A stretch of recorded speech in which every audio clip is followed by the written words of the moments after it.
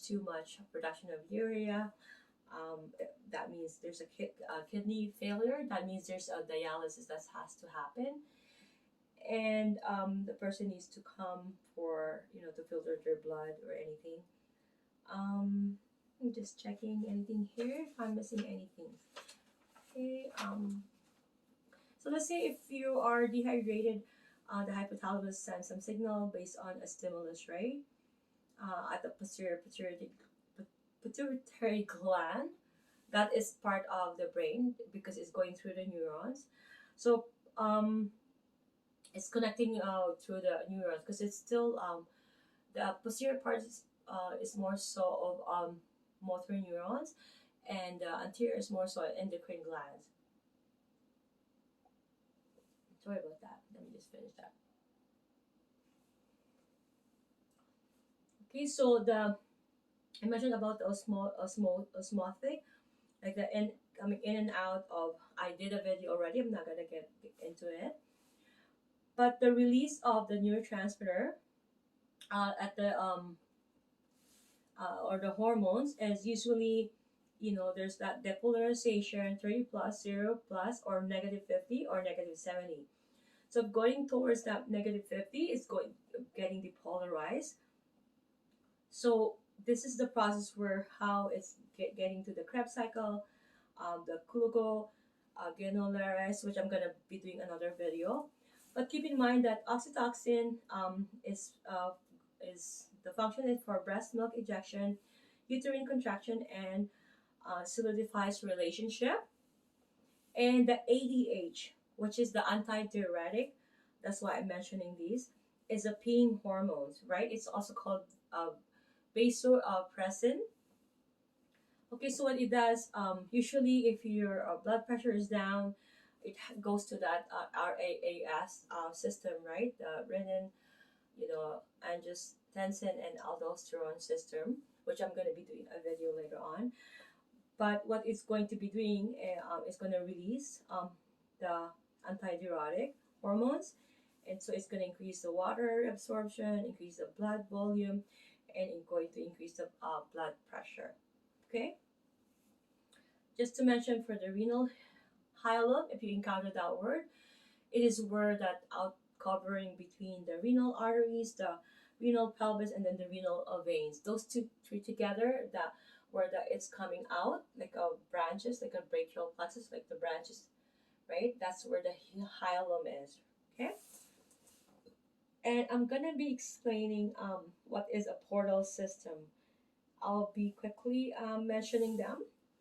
Okay, so there's three portal systems in our body: the hepatic, and then the kidneys, and then the hypothalamus, going to the pituitary portal system. Okay, I'm gonna explaining first of all the hypothalamus.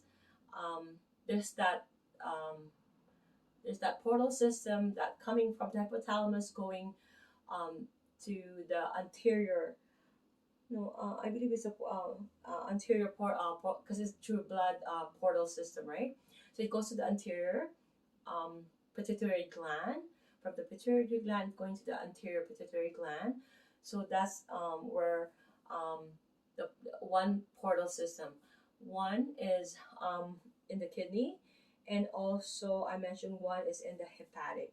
So a portal system is when um, there's that, you know, uh, capillary bed, right, being expanded and stretched, making two capillaries bed, and having some blood vessels in between, or portal vessel or tubules because it's smaller, right? So they'll have two capillary beds, one and two. So that's mainly what a portal system is. Let's say, um, for the exchange of the arteries and the veins, right?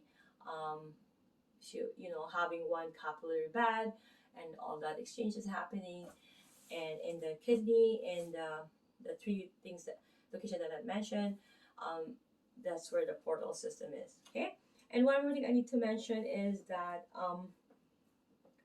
you know for the blood supply to the kidney, um, From the renal artery, it goes to the interlural artery.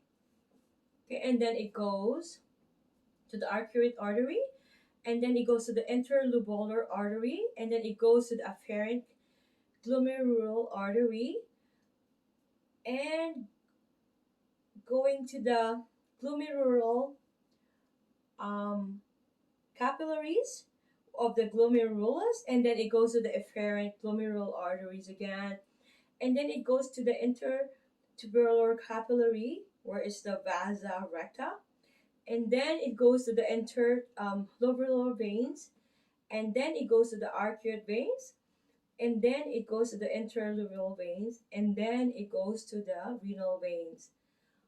That's how the loophole of how from the renal artery going to the renal veins.